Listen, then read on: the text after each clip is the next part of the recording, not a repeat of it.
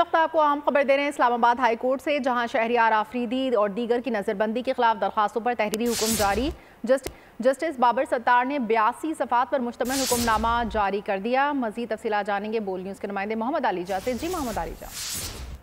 देखें, Islamabad high court के justice Babar Sattar ने गुज़िश्ता रोज ये हुक्म दिया था कि 3 MPO के तहत गिरफ्तारी का इख्तियार डीसी इस्लामाबाद के पास है ही नहीं, वफाकी काबीना ही 3 MPO का इख्तियार इस्तेमाल कर सकती है। आज इस हवाले से तहरीरी हुक्मनामा जारी किया गया है।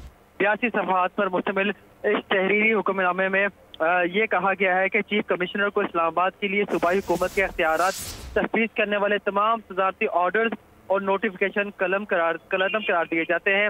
वफाकी हुकूमत 3 माह में वफाक और सूबाई हुकूमत के इख्तियारात के लिए इस्तेमाल से मुतालिक रूल्स ऑफ बिजनेस तश्कील दे, ये भी हुक्म दिया गया है। साथ ही साथ इस्लामाबाद में कानून के तहत किसी भी फैसले या इख्तियारात का इस्तेमाल वफाकी काबीना के इश्तराक से ही किया जा सकता है।